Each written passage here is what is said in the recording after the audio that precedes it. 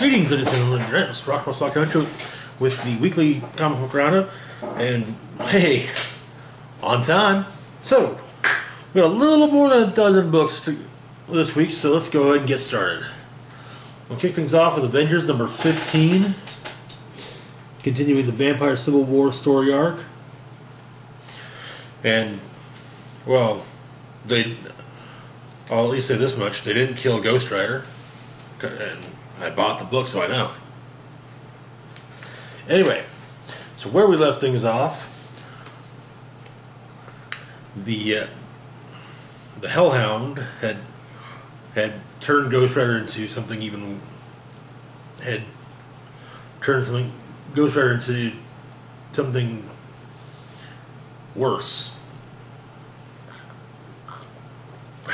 and Dracula had turned himself into the Russians. So, we kick things off in Avengers Mountain. Robbie, Ghost Rider, is narrating while the Shadow Colonel is beating the crap out of, everyone. Blade, then Captain Marvel. The Hellhound itself went after Cap. Turns out the Shadow Colonel's got I-beams, because hey, why not? And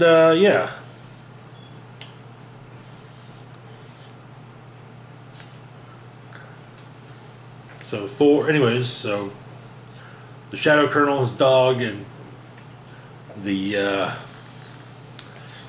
possessed Ghost Rider escape, and Thor and Iron Man give chase, but they had to stop so the cruiser got caught in the flames. So, yeah. Anyway, so Iron Man then dons it once they figure out, well, okay, we gotta find Dracula. Well, Panther knows where Dracula is, and Iron Man, in his stealth armor, goes to talk to him. And we learn that Howard Stark has once met with Dracula.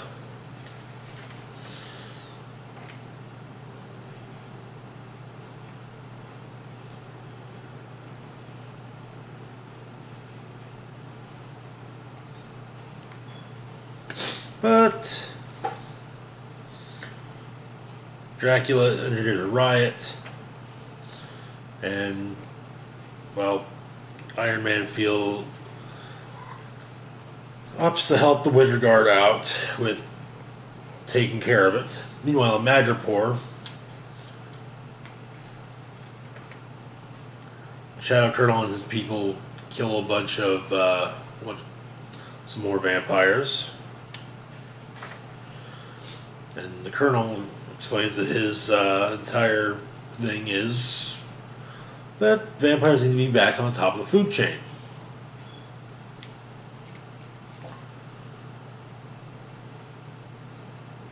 Also, Sarge is the name of the dog.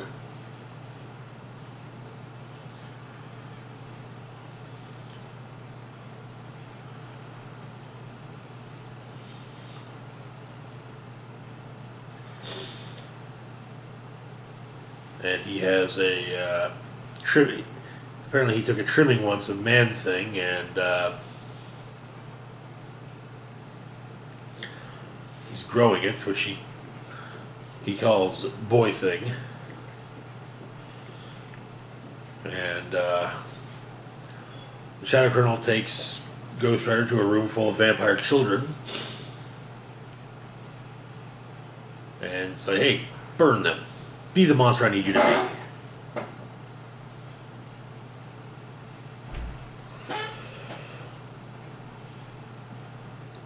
Oh. Back in Russia, after the riot has been averted, Iron Man and the Winter Guard discuss Dracula.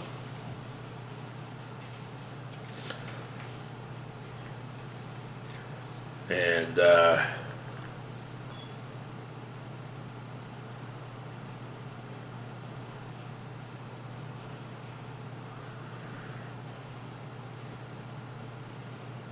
they basically they inform Iron Man that they do have to place him under arrest. Before they leave, Crimson Dynamo punches Iron Man in the gut. Then Iron Man flies off to Avengers Mountain, explaining to the Avengers that they're not going to get Dracula without going to war with the Winter Guard. Turns out, back in Madripoor, turns out that the Ghost Rider did not murder the children. And when the Shadow Colonel tells him, I need you to burn them, he says no.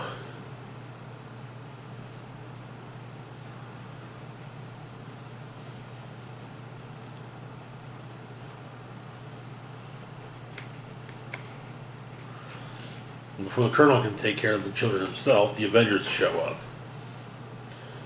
And so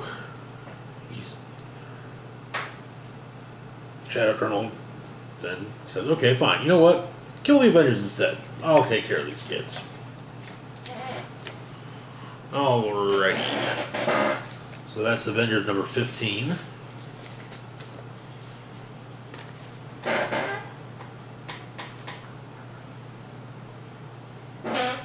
Moving on to Avengers No Road Home number 2.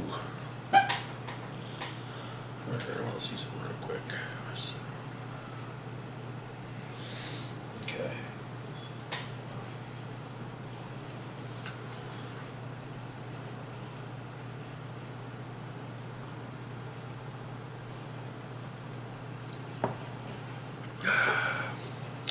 Alright, so where we left off, the Avengers that were assembled by, what is her name? Voyager, Bonnie Gast, were in Olympus, or well, the ruins of Olympus, as apparently someone had killed the Greek gods. That someone revealed themselves to be none other than Nyx, the goddess of darkness, who revealed herself by putting her hand through the Scarlet Witch's head. So anyway, we start not long ago on the far shore, with the Challenger's prison at the edge of everything, where Voyager is watching him as well as watching events on Earth. Now, the issues narrated by Hawkeye. Anyways, while she watches what's going on, and as well as with Challenger, a sudden burst of agony hits the two of them. Something tearing the skin of the universe, as Voyager puts it.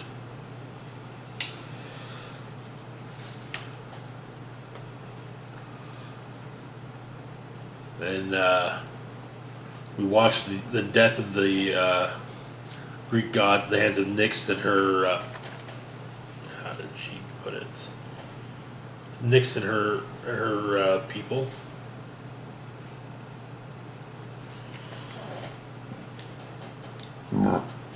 We will be going through over at the end of the issue.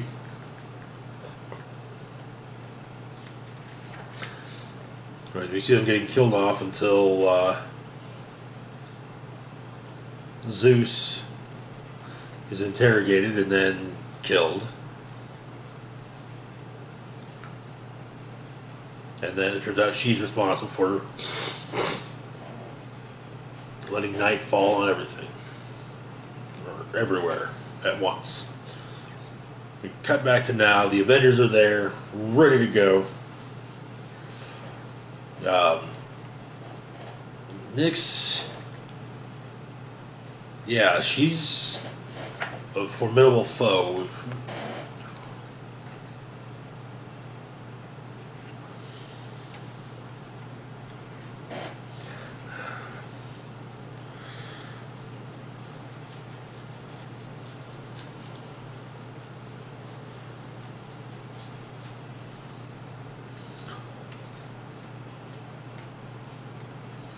And it takes a while, but finally Hercules is able to get a good, solid hit in on her.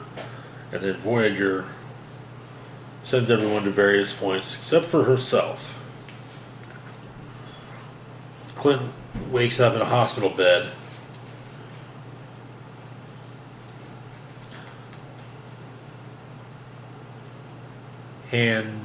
With his right hand bandaged, apparently missing his thumb. But then it's even worse as the Hulk's with him. And they're alone. So it's time to settle up. Okay, so Nyx and her people. First off, we got the twins. Apate got a deceit, and Dolos got a trickery. Next is Nyx, Mother of Night, who does actually look rather vampiric in appearance. Hypnos got asleep. And Oisis, Misery. With the exception of Oisos, they all have a rather human look to them. But yeah, Oisos looks like a creature of some type. It's described in the back as being even Cthulhu-esque. Though I don't know. I don't see the similar. But you don't have a face full of tentacles, so yeah, that's not really any tentacles. So I don't want to say Cthulhu-esque there.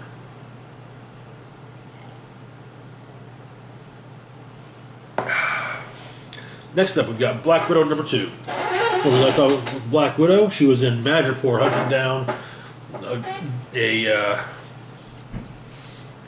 group called hunting down those involved with a website called No Rules Play.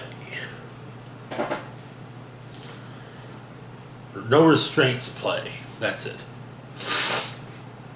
Anyway. So she the people that popped up to bother her and Tiger at the end, threatening some of Tiger's girls, well, Widow wades through them. They are really not her on her level.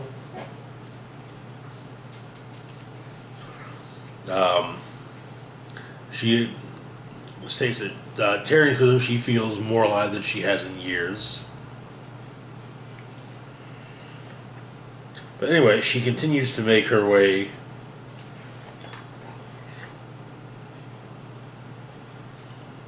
up the food chain, trying to explain that anyone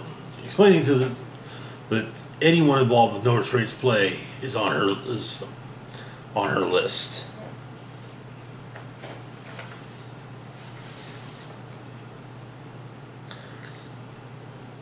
We get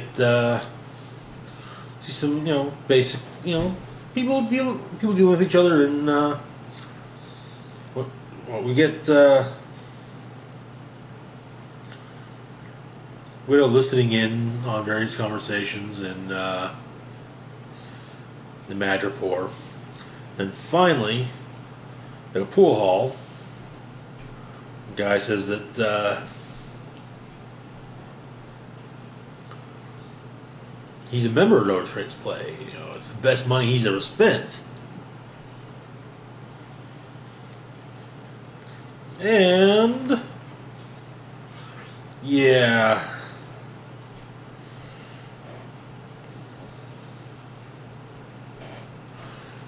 He gives her his access card, and well, yeah.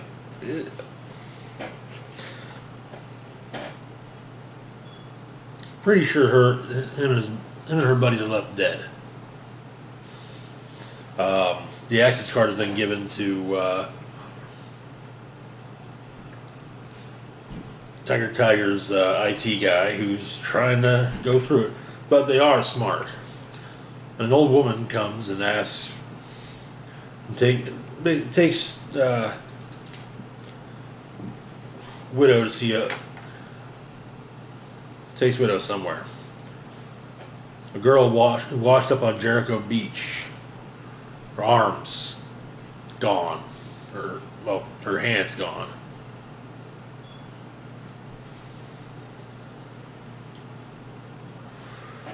Girl tells Widow what happened.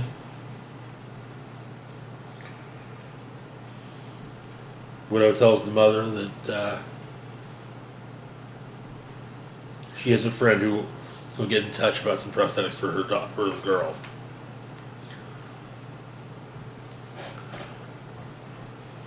Anyways, apparently the new prince of Madripoor has invited a who's who of villains to hear him pitch a plan for a nicer, friendlier Madripoor. Included on the guest list are Sabretooth, who's back to being himself after the end of Weapon X, Taskmaster, Baron Zemo, various others, and Widow keeps an eye on things. She sets up a rifle. She does notice that the NRP rifle tattoo. But before she can start going after them, Madame Mask intervenes. I presume Madame Mask took a break from LA with the West Coast Avengers being there. Next up, we've got Guardians of the Galaxy #2. From where we left off, Peter Quill had formed a new team. Kind of, sort of on accident.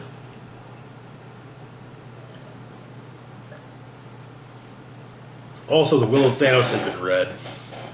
And Thanos basically said, hey, so I said things so that my consciousness will be uploaded into someone. I'm not going to tell you who the person is, but, someone. Have fun. And, of course, this leads to a lot of people in the universe trying to figure out, okay, who's going to be the new Thanos?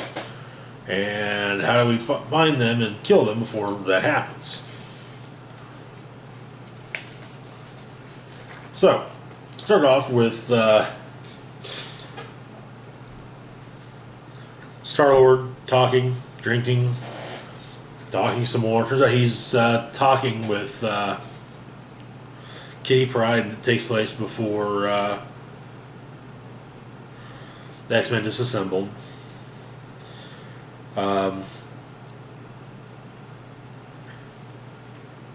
He explains he's on his all-new, all-terrible ship, the Rider, to which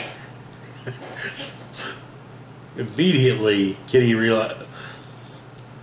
guesses it's named after Winona Ryder, to which Quill says, I love you, come back.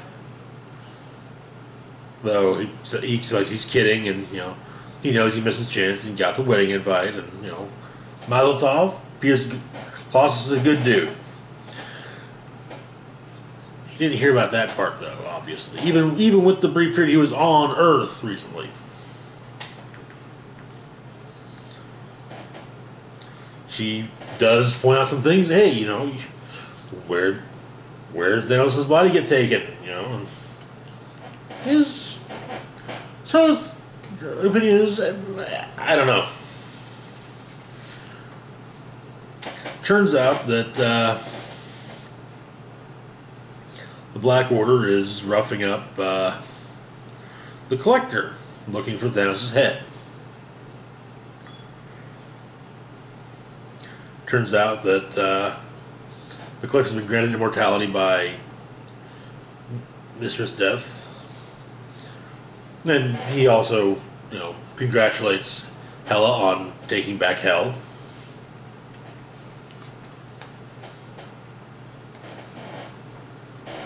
Back on the rider, we've got Moondragon and Philovel discussing, what their life has become. Peter brings them some clothes. Some of Gamora's and Drax's, so we're not too sure about sizes. As he's walking away,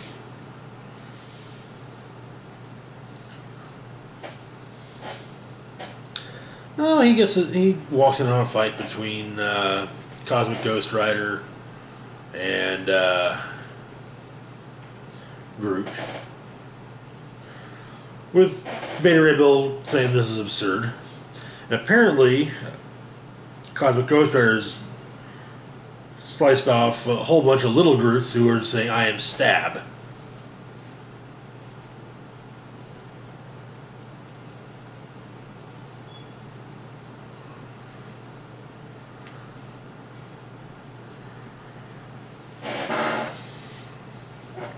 Then, however, Moondragon interrupts as well.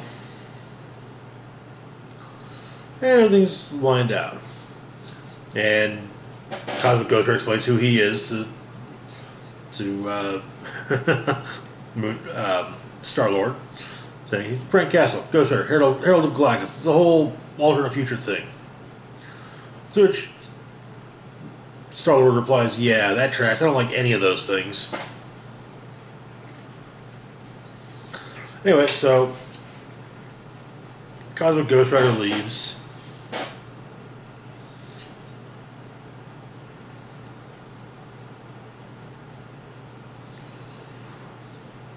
And Star-Lord says, "You can't kill someone who's already dead." Though, as Cosmic Ghost Rider is obviously going after Gamora. On a Royal Shi'ar destroyer, however, Eros has come to speak with Glider. By the way, the battle that happened in the first issue has left like the entire half of Eros' face scarred. At least, well, potentially speaking. I'm guessing he's using some mind fuckery to, cover it up.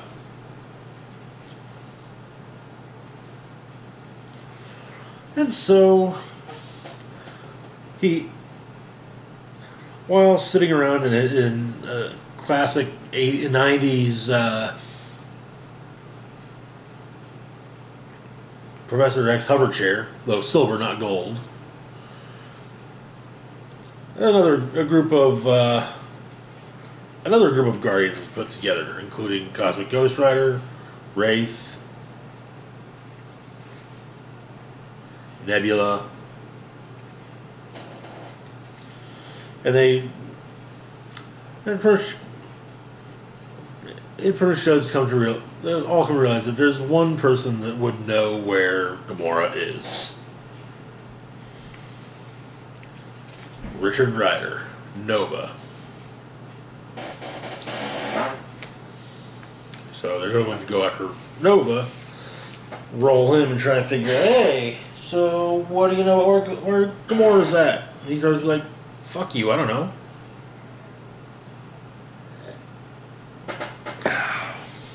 Anyways, next up we get Black Order number 4. This is a bad idea. I'm already done with my drink. So, we're left off in Black Order number 3.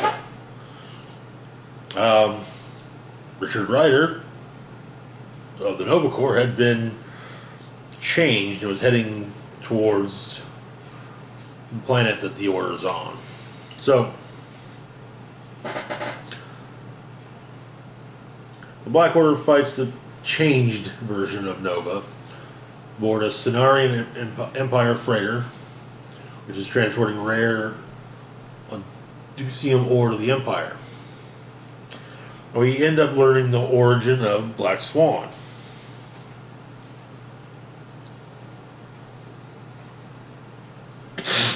Apparently black swans are rare in the universe.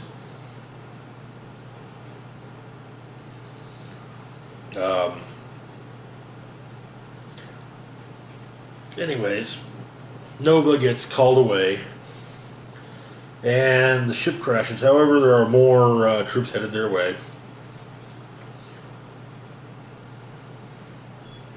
At the Cenarian Palace, well, the Emperor is displeased with the fact that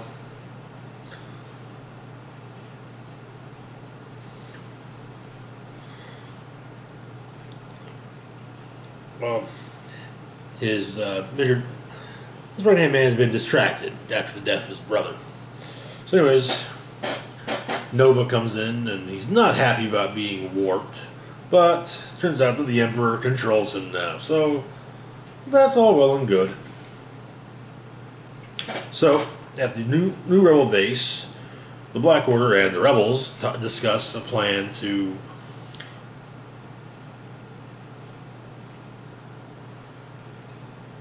undo what's been done to Nova and, you know, other places, other people, other places as well.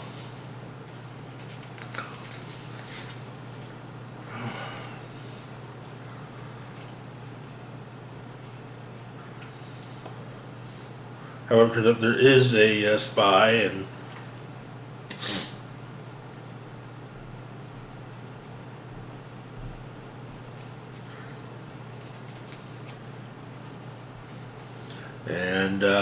the spy lets the Emperor know where they're at, and so the Emperor sends Nova.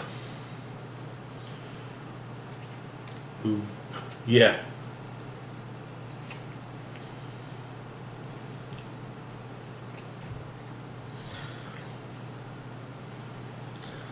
Though it turns out that the Emperor knows more than he probably should. Such as the Black Order's true... who's backing them right now. Frack.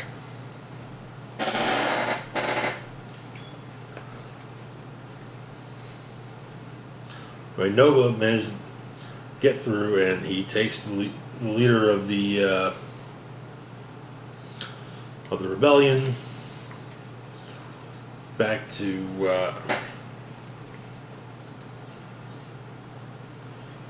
the Emperor, back to Emperor Ratican, who is ready to, you know, publicly execute their rebel leader, and figuring that, you know, horrible deaths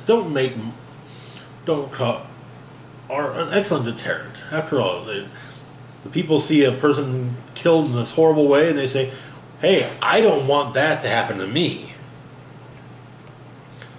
And we discover that the Emperor's spy is none other than Ebony Maw, who, it turns out, wants Corvus Glaive dead.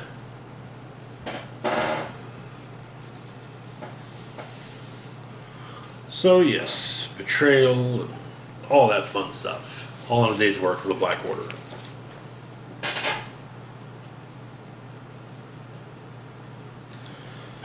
Moving on to Old Man Quill, number 2. Where we left off here, the future version of the Guardians had first made their way through the Sword Bay. It used to be a sword base, killing off various brood. Well, first off, the people of Spartax were killed by the Universal Church of Truth. Star-Lord, Peter Quill, ruler of Spartax, was too late to save them, and for 50 years just sat in orbit, drinking, and yeah, being, well, Peter Quill. Until the rest of the Guardians showed up.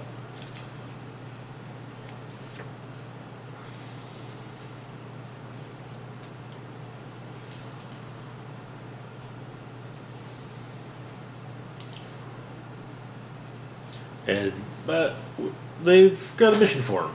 A chance of redemption, even. Go to Earth, attempt to stop the Universal Church of Truth, redeem himself. But it's been a while since anyone's heard from Earth. We start off in New Latveria, which was formerly New Babylon, and before that was New York. And in fact, before that was New Amsterdam, but that's not important. There are signs for doom everywhere.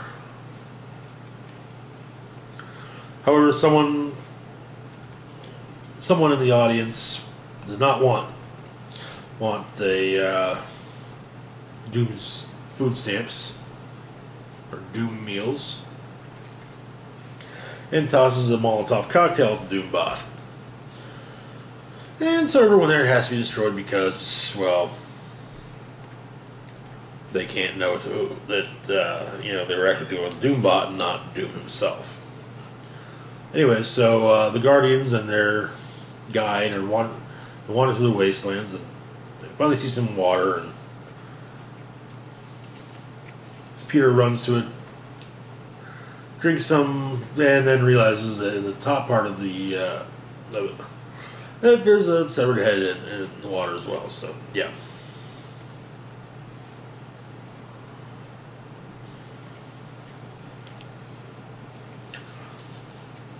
And so in New Latveria,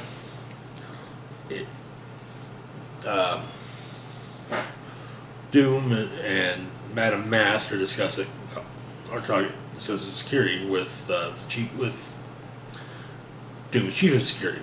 It also seems that Doom's throne is made out of the remains of the Thing. And also, it seems that Madame Mask is actually in charge.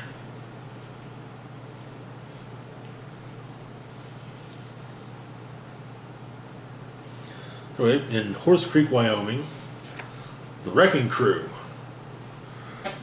are trying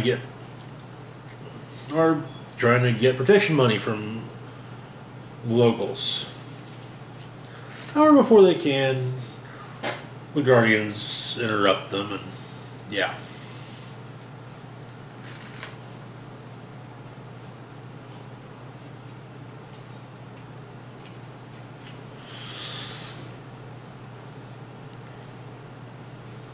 Rocket kills Bulldozer.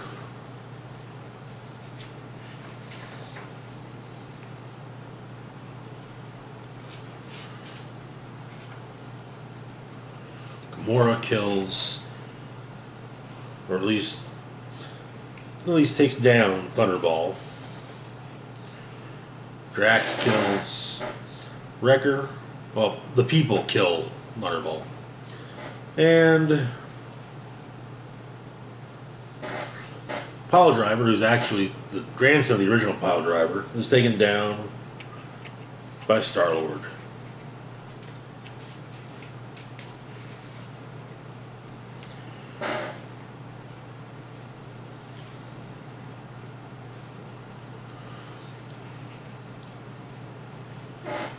Anyways, so a Shi'ar ship shows up that has Gladiator and no, I remember the Imperial Guard. I can't remember Beni and Cecil. War Guard, maybe something, war something. But them, and there's someone else involved as well. But it could just be the Navigator. And they discover that, oh, hey, Star-Lord is not as broken a man as the Universal Church of Truth has been led to believe.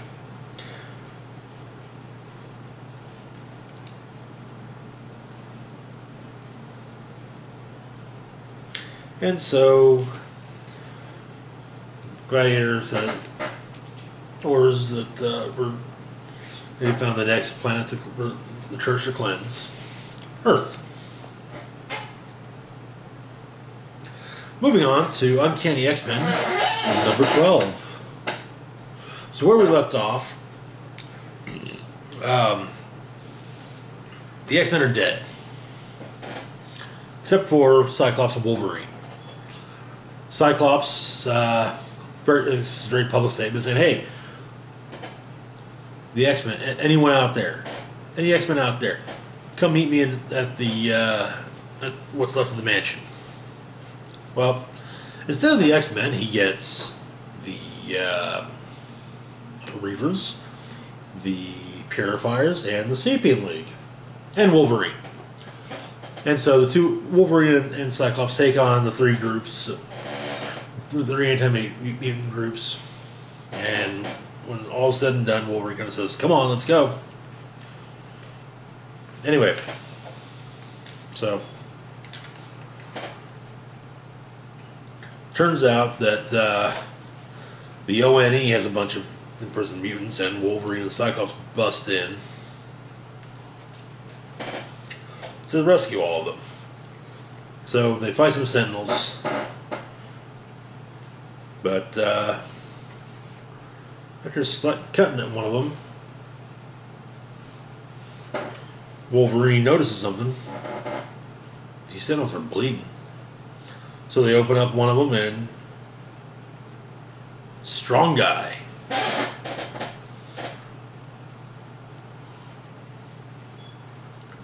who has been, who explains that they became sick.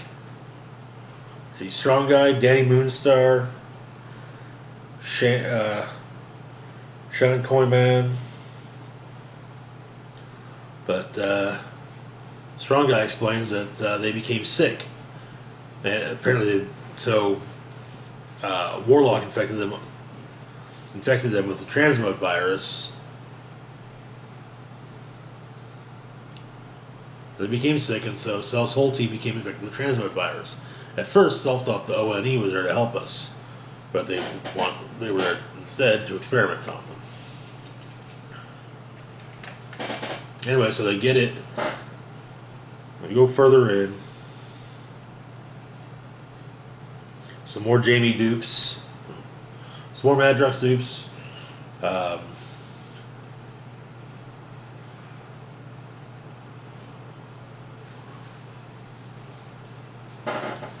Magic, sister of Colossus, and Wolfsbane. Havoc. So they fight through, and turns out that one of the Jamies had a bomb put in his stomach, and so it goes off, and sadly it damaged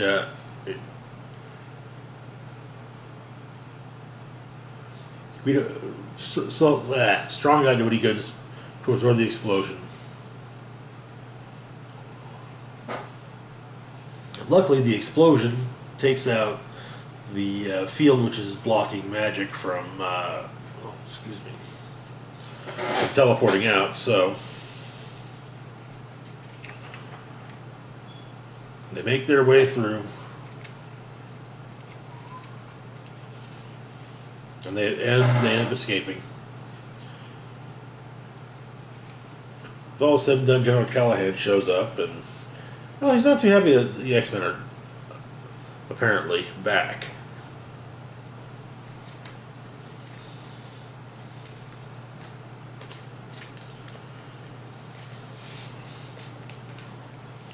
And to be perfectly honest, that's not looking to be a pretty decent X-Men lineup. Anyways, moving on to Age of X-Man, the amazing Nightcrawler.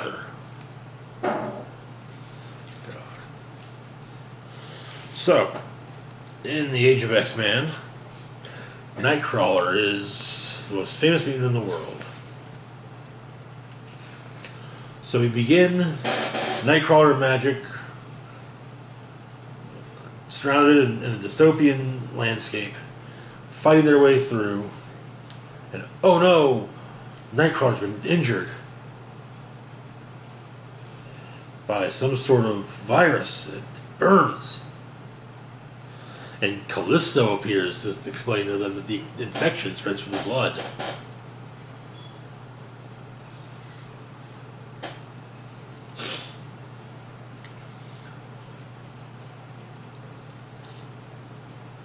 So Megan, his lover and sidekick, makes her way up to Megan and Nightcrawler make their way up.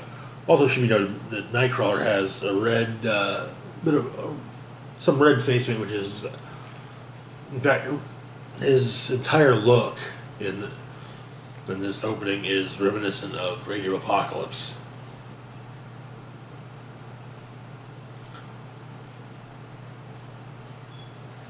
And once they've saved the day, 2 words pop up. And cut. Turns out this was all a movie. One of Nightcrawler's various films that he makes, as he is the most famous man in the world. And they have a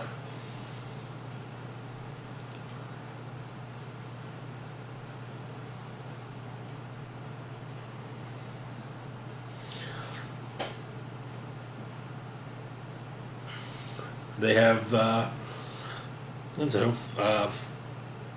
Negan and Nightcrawler discuss things. They've got a thing to do that night, and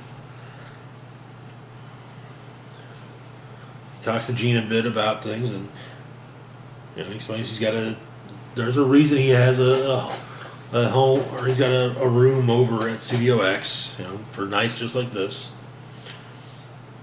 Turns out that the event that Megan and Nightcrawler are going to, no tickets were sold. They were all given out as prizes. None were resold so far as Nightcrawler knows. Everyone there wants to be there.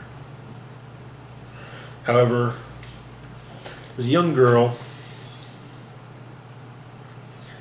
She had every sweepstakes. She went and saw Mutants on Mars 6 times, so clipped all the coupons just so she could go to the party.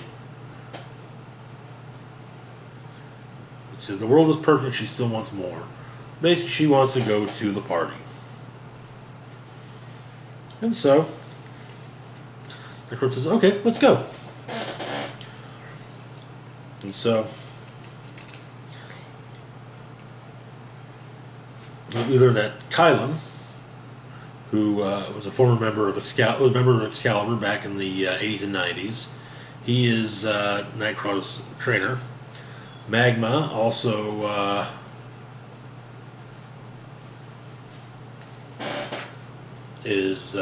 works for Studio X as well.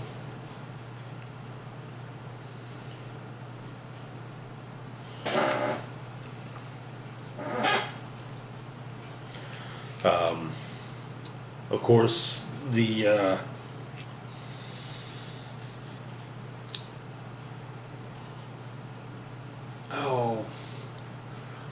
taboo of relationships is pointed out by the fact that everyone is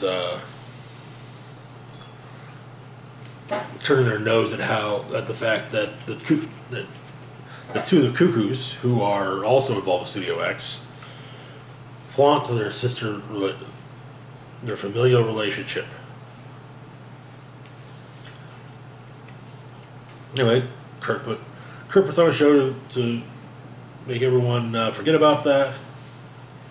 Also see a few more things, such as Kurt and Megan teleporting into Kurt's room. We see the two Cuckoos in bed. We see Kylan training. We see Amara getting ready for bed. We see Kurt and Megan in bed together. And Kurt thinks to himself on the last page, we live in a perfect world. That doesn't make us perfect mutants. This is the trouble of having everything. You have so very much to lose.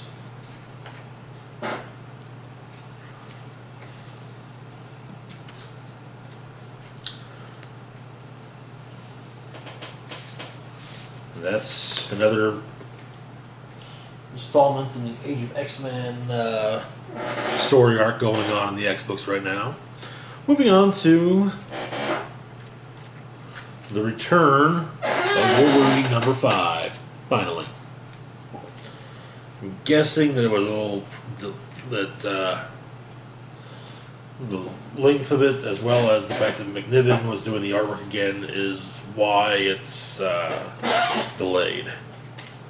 So, where we left off,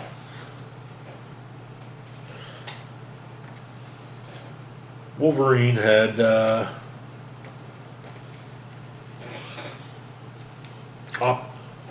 Wolverine had come back from the grave, found out how this came to pass, and it also discovered that his closet can be heated. Anyway, so Persephone, the big villain of the story, instructs him to, come up and see him on her space station. So he does. Of course, a hologram of her greets him, and so they continue to speak. She shows it. Apparently everyone there are exceptional minds, exceptional skills, scientists, engineers, artists, musicians, writers, architects, 2 Michelin-starred chefs, and she goes on to say, humanity has become greed and screams anxiety. These people pushed past all that. They've shared their genius with the world. So she thought that they'd earned a chance to make a new one.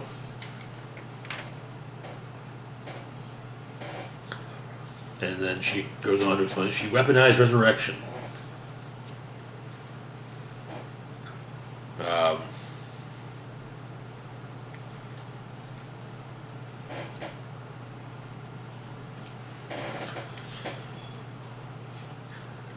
But, yeah, he's not that happy about things.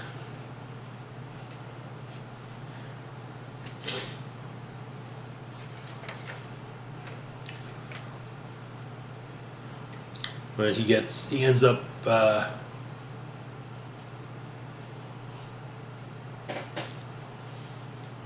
he cuts his way out. In the vacuum, makes his way back in.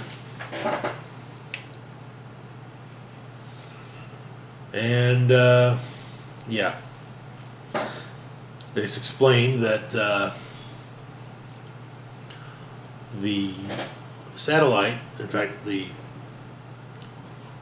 batch of satellites, can generate a pulse like an EMP, but targets human brain activity. If it fires, instant painless death for anyone it touches. Phase 2, the network acts as a relay and booster for Persephone's powers. She'll bring humanity back, in a way, but under her control.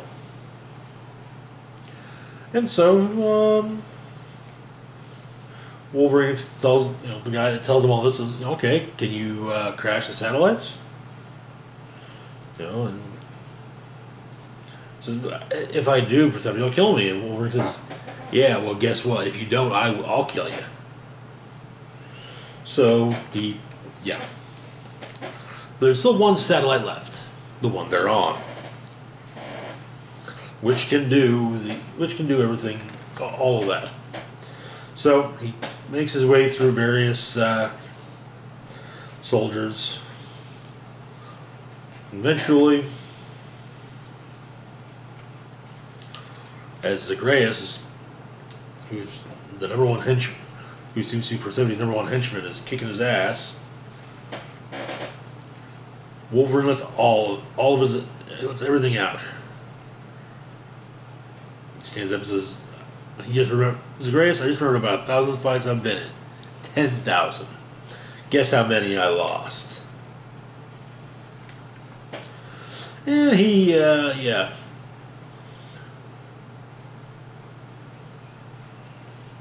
makes short work of Zagreus. Makes his way through. Prevents the pulse from being fired off, and causes the satellite to crash down to Earth. He lands apparently in by a fishing boat, which is odd. Works very well with Wolverine, with the other Wolverine book, the the mystery book, the mystery story. Anyway, so this movie goes New York City later. Wolverine is shows up at the school, and we get to find out what happens next right now in the next book we're covering. Wolverine, Infinity Watch.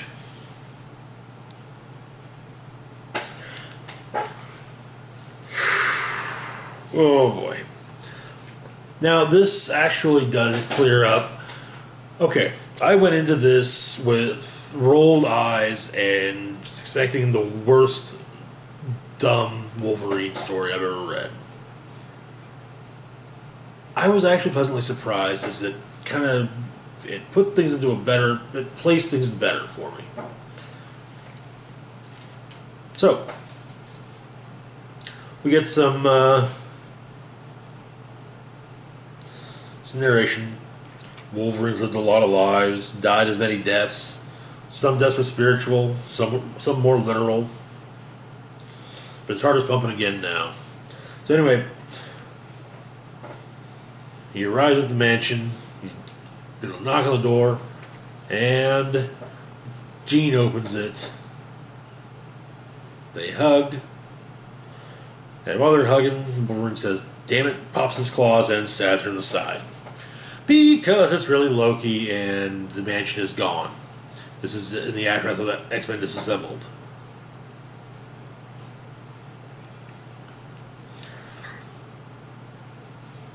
And there's an odd picture Logan finds of the all-new X-Men. Yeah.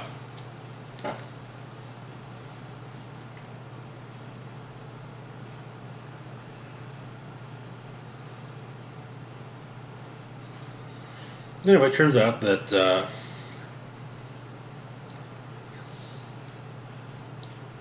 Loki spoke to Wolverine recently, saying, "Hey, if the Infinity Stones are misused, there's going to be hell to pay." Well, Logan has no memory of this.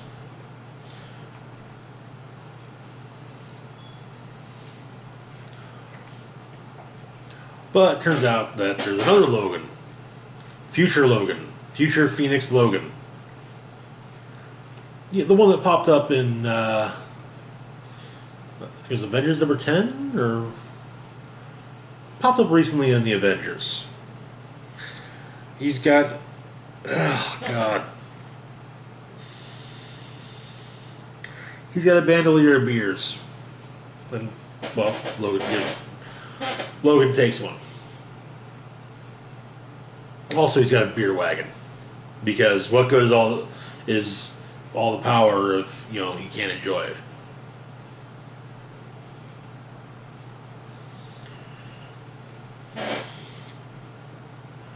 And so, turns out that originally Loki got the stones together, killed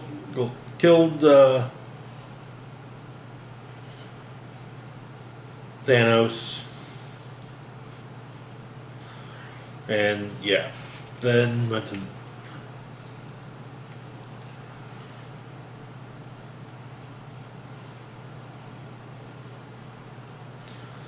and got Phoenix and Wolverine to help, to go back and stop Loki from getting all the stones together. And so the Logan we saw popping up, the Logan in Marvel Legacy that had the Space Stone and gave it to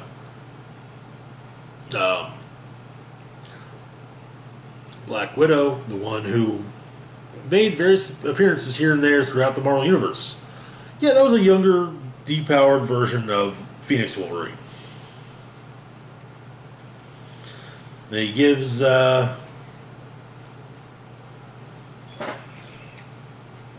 so he gives Wolverine a bat,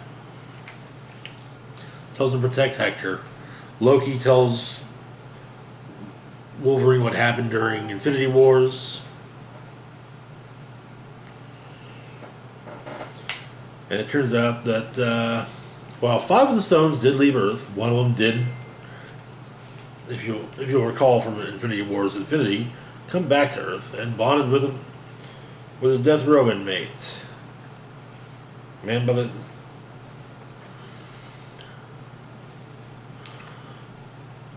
And so, a man named Hector. Well, when Logan basically says, hey, this isn't my thing. Go get the Fantastic Four, whoever.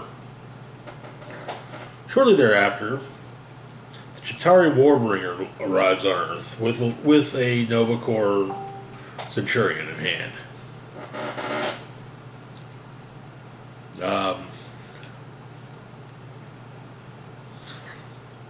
And so, after killing the Centurion, the Warbringer puts 2 and 2 together, hearing about escaped death row inmate Hector Batista, who has the Space Stone, or who has the Time Stone. And he asks his kid, that he sees where Texas is. So the Warbringer goes to Texas. And looks like next issue we're going to have Wolverine fighting the Warbringer, which ought to be kind of fun. I mean, I think it's always fun to see cosmic level bad guys facing more Earth-based bad guys, or good guys. Up next, Up next is Hulkverine's #1. So, some of y'all might remember a book that I was covering here for a while, a book called Weapon X, which was basically X-Force for the X-Men Blue, Gold, and Red era. So anyway,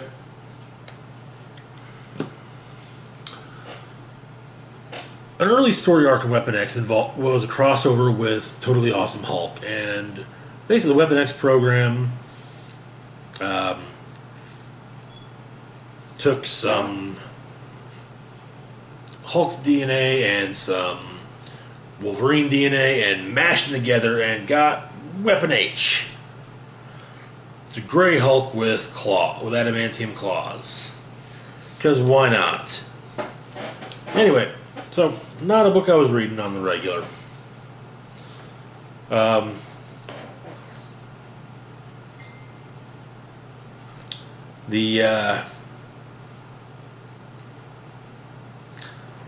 Weapon H himself is a man named Clay Cortez,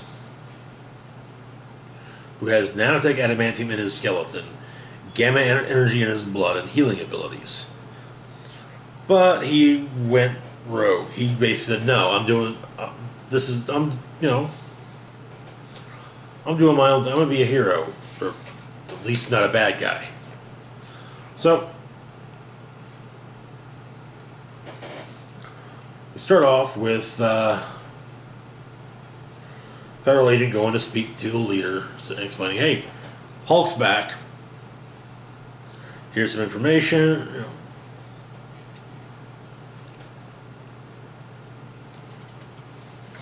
However, the leader gets out. We get a quick clip to the Hulk's fight with Avengers from Immortal Hulk #7. Not a Hulk fan. Sorry, I'm not reading it. While the Cortezes are watching. However, Clay's kids don't entirely understand the concept of secret identity. So we get this back and forth. Bruce Banner on making his way cross country, while Clay and his kids make their way cross country.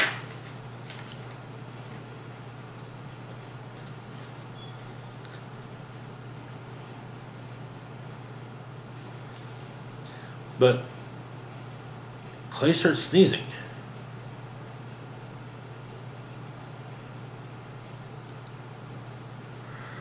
also causes them to pop his claws. They enact what's called Plan C.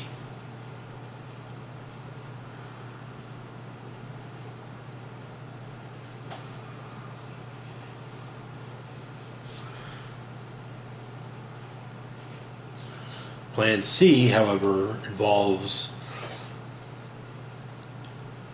his family leaving and not saying where they're going. Less either of them know about where they're going, the better.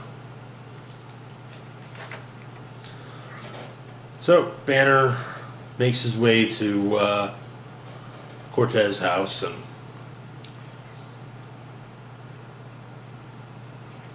faces Clay. Banner, you stole my powers, like this whole spiel, I know who you are.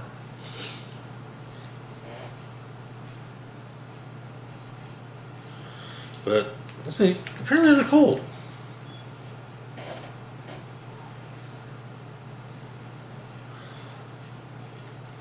So they're going to Banner and Clay go head to head, but Clay's a bit more trained than Banner. Of course, then the Hulk makes his appearance, and Clay hulks out as well, so it's a proper Hulk fight with claws while the leader watches. However, Shadow Base catches up to the leader and explains that killing Banner doesn't do the trick. You have to kill the Hulk. And apparently the Hulk now has gamma draining powers, so yeah.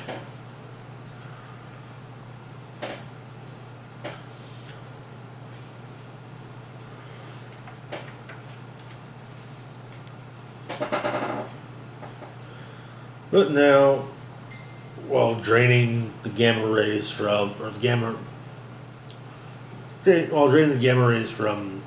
Weapon H's body, yeah, he catches Weapon H's cold. So they continue their fight, and Hulk gets laid out by Weapon H. The leader was like, "Hey, you gotta finish him." Of course, the leader says, that he knows all about Plan C, and he can easily get to Clay's family kids. So, yeah.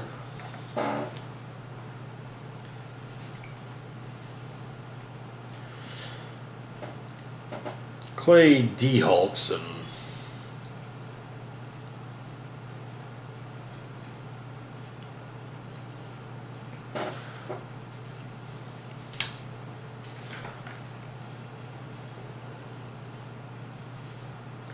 however, before he can take on the leader, he's stopped by Wolverine,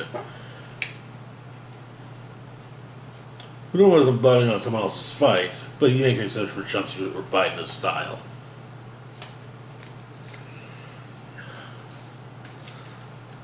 It looks like, by and large, this is just going to be 3 issues of nothing but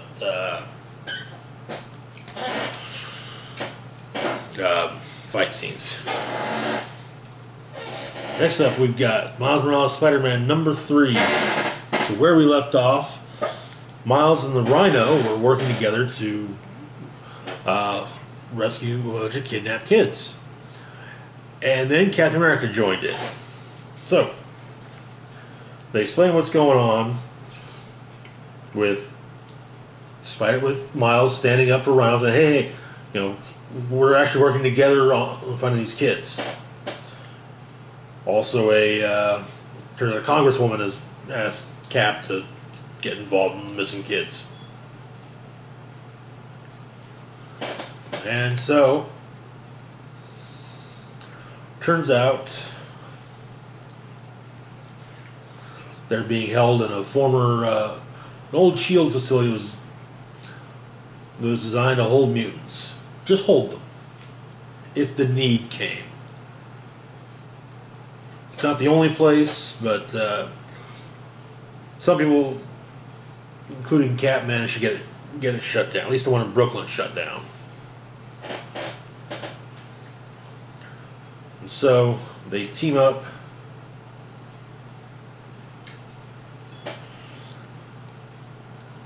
Against the various powered kids, and we find out that the person grabbing him is this guy named Snatcher.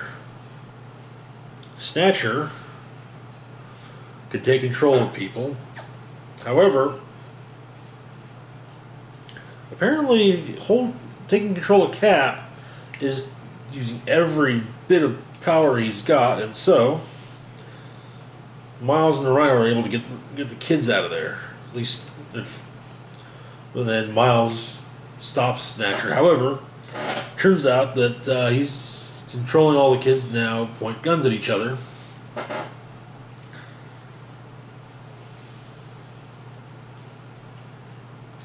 But they're able to resist now because his hold on them is so lessened. So they take him down with so Miles takes him down with a venom blast.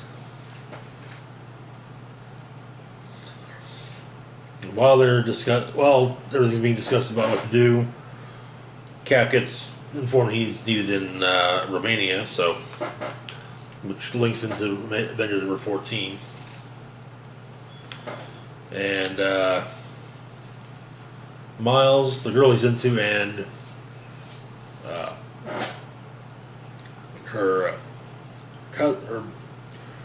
and Eduardo, the kid that related to her that Miles was going after. I think it's her. I want to say it's her cousin. They go and watch a slasher movie.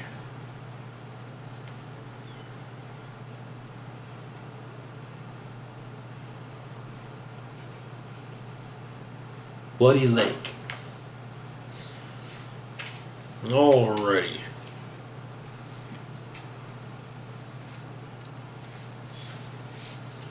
I actually kind of like this whole Cat, Miles, Rhino team up. I'm also hoping that this may be the beginning of something new for the Rhino. Alright, so final book of the week. Finally. Terminator Sector War number 3. After months of waiting. So where we left off, NYPD officer Lucy Castro is having one hell of a night. Something is there's a dude trying to kill her. Already killed her boyfriend. She just found out she's pregnant. And in other news, in LA, there's a young woman named Sarah Connor is also being hunted down and attacked by a big dude. But yeah. Anyway, so we start off from the Terminator's point of POV.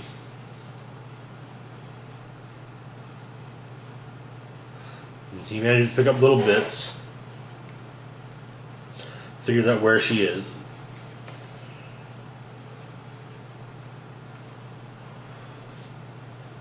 Cortez appeals to a local crime boss for help.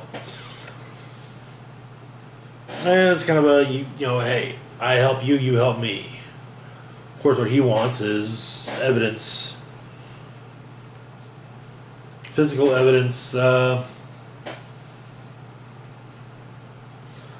a crime that he's committed,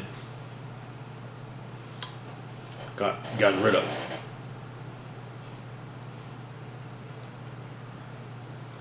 Anyway, so when the Terminator shows up for Papa Oso, the crime boss, his people just start attacking the Terminator, blasting it to pieces with various weapons.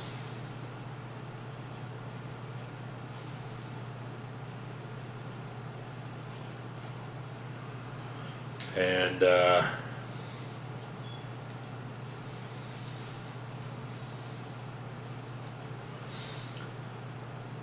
course, there's a tripwire that he manages to avoid, but Castro manages to shoot him, break a C4 around a door, which, yeah.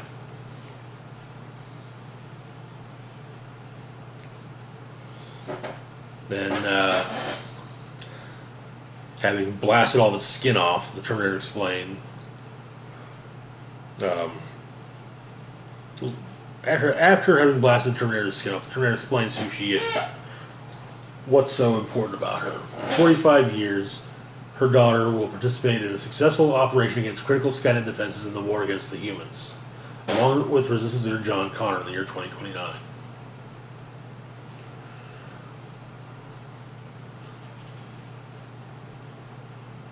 And, of course, Lucy doesn't understand what's going on, but she does want to see her daughter.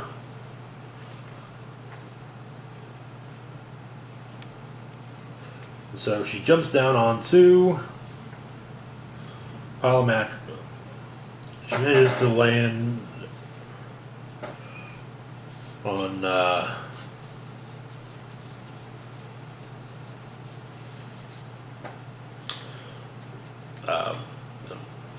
sandbags. However, Osa's men come up.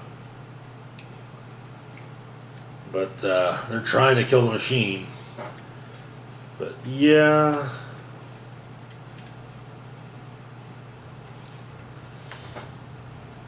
Anyway, she ends up in a train yard. And that where the issue ends.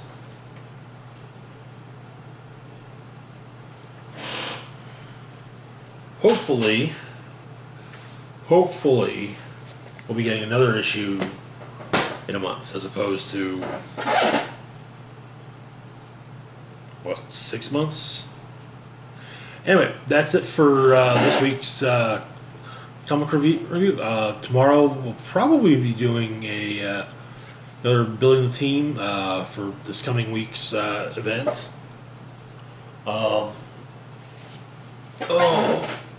As always, feel free to like, share, and subscribe. Comment if you want. Hit the notification bell, or hit the bell icon to be notified when I put up new content. And of course, links to Facebook, Twitter, and Patreon are in the description box down below. Mr. Rockwell Spock signing off saying, live long and rock hard.